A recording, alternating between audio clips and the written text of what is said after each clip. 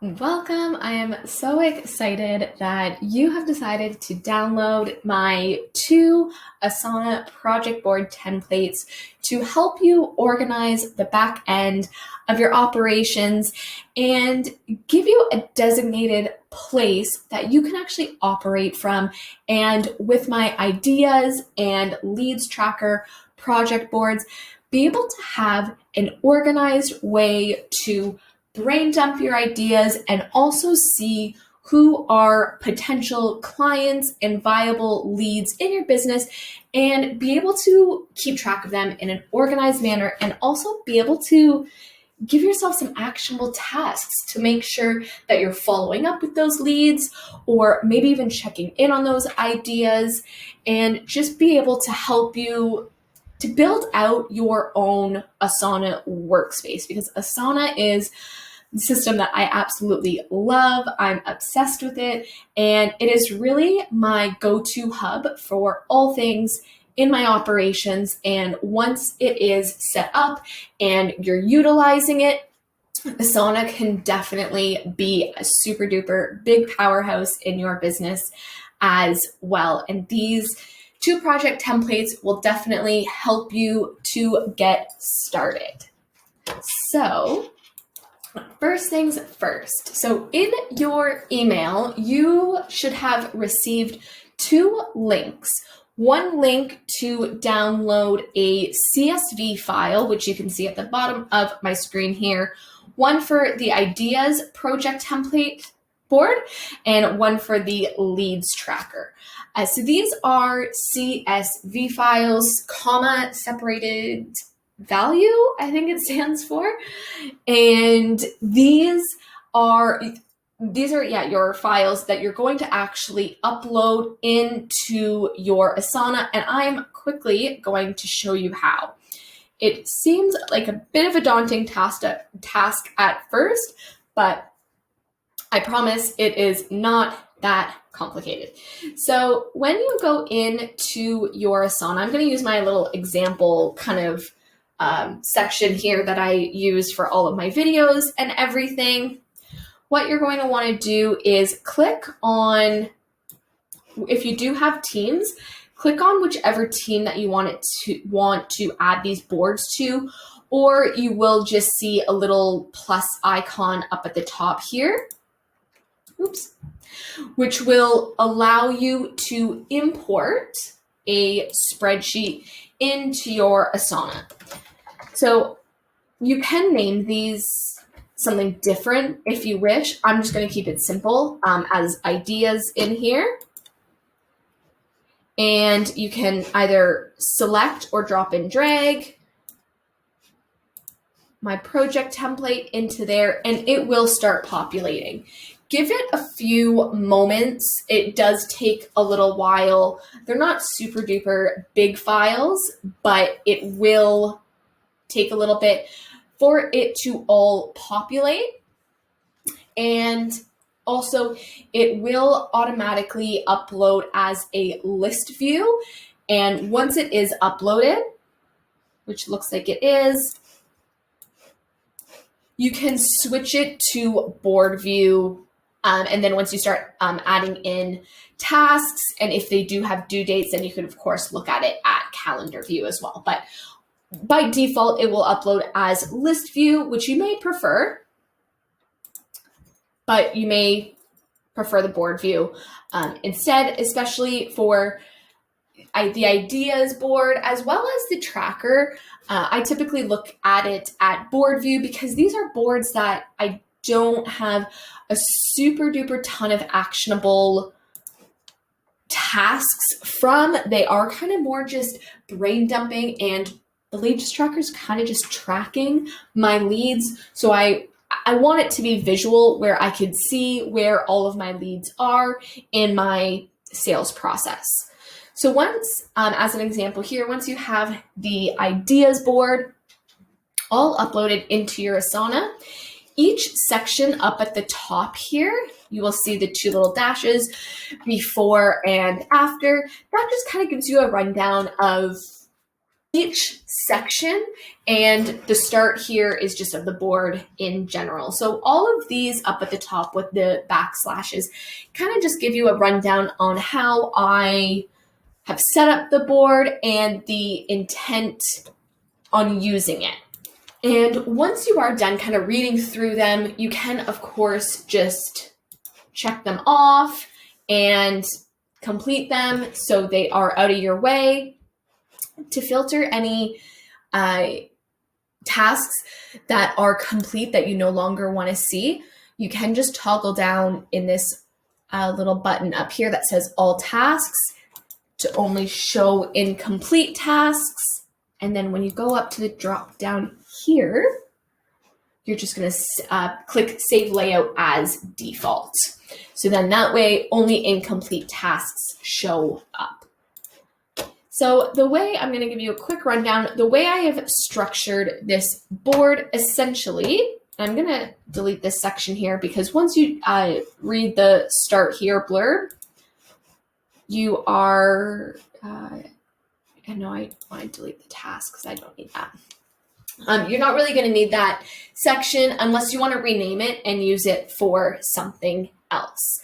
And of course, you can rearrange this, add different sections, add different tasks to it, and build it out and customize it to fit you and your business. However, the intent of how I have set this ideas board up is to have all of your general kind of content, brain dumps to go into one section of just general ideas here. So if you have a really good idea of something that you want to film for an IGTV, you can come in here and put your idea in one of the subtasks for an IGTV to keep that organized. If you think of a paid workshop that you can promote during, say, Black Friday for a low ticket offer, maybe $5, $10 a ticket, and workshop, webinar, whatever you want to call it. You could drop it in the products and services section so it keeps that idea in an organized fashion. It's not just all a bunch of tasks that kind of have no context to it. So, because I have definitely made that mistake before where I kind of just brain dump a bunch of ideas I have in one major list, and then if I don't put enough context behind it, I often forget what I wanted to use that webinar idea for, or that content idea for. Was it for a blog? Was it for an email? Maybe it was an email series, what have you. So I do recommend and try to group your general ideas into sections or tasks like this, just so it gives your brain dumping a bit more context and a bit more organization. The next two columns are requested content. So if you are a content creator, online educator, coach, service provider, you are very likely on social media and putting content out to your audience and engaging with them, whether it is just in the comments or in the DMs, what have you, maybe engaging with people in Facebook groups, and you might get some requested content that people want to see, or you might notice that there is an ongoing pain point you see in your Facebook group that you know that you can help solve with a certain piece of content. Well, you can drop that here so it kind of creates a bit of a differentiation between your general ideas and what kind of lights you up inside. And then you can also cross-reference with requested content that you know your audience wants to see. Even if somebody emails you back, if you put out an email blast about a new system that has a new email marketing system that you think is absolutely amazing, and your call to action at the bottom is email me back if you struggle with email marketing, or what is your biggest pain point with email marketing, and somebody responds to that and emails saying, I find it hard to segment my list. Put their response in this requested content here. So you know that somebody in your audience is actually requesting that content or has that pain point that you can help solve. The next is future tasks. And these are things that may not need to be done immediately, and there might not be a huge priority on them. For me right now, I am thinking about switching from WordPress to Squarespace. It is not a dire need that I do that right now. It's not imperative. My website's not broken or anything. It is just a matter of preference, and there is no real, obviously I want to get it done sooner rather than later, but truly there is no big rush on it. But I also don't want to forget that I want to do that in about 6 months or so. So I would put a task here for, say, a task for website, move to Squarespace, say. And then anytime I do have, say, if something comes to my mind that I want to, that's related to this task, I guess is what I'm trying to say.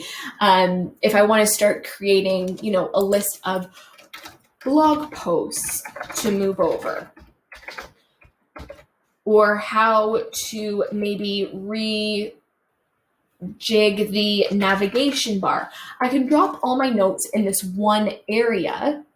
That way, when it actually comes time to do this future task, I can easily move it into my operations of my actual business and create and be able to use all this task and all the brain dumping associated with it and actually move it into a board easily that I operate from. It is no longer an idea. It is actually something actionable.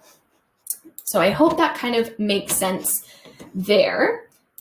Next, I'm going to move over to I'm not going to upload it because I do already have it right here, to the leads tracker as well. So I've shown you how to upload the CSV file using the plus button and import the spreadsheet, and then you can click and drag and this will slowly populate. And again, like I said, I like to use this in board view as well, just a little bit more visual, and also allows me to, even though you can click and drag in list view, it isn't as visual, I would say, as a board view. And this just makes it really easy to click and drag a name throughout the process. Now, first thing I would do, I moved that by mistake, I think, before. First thing I would do is to relabel these sections up at the top in accordance to your sales process and how you visually want to see where all of your leads are. Some of my clients don't really like to track cold leads whatsoever. Sometimes they just want to track ones that are a little bit more warmer. Sometimes vice versa. Sometimes they want to, capture all the names of people who are super cold, just like a little bit interested. And, and then once they book a call, then they're, call book, they're definitely a hot lead. So it is up to you what you want to track and how you want to move a leads card along this lead tracker. Now, once you do know that you do have a lead in your business, each of these cards, and you can create new ones, of course, just relabel it with their name. You can take out the title lead, but let's say, I'm just going to my own name because I'm not very creative tonight. Say this lead Samantha here is, maybe I'll be a warm lead. Why not? I've, expressed some interest that I want my Debs Auto and Asana set up.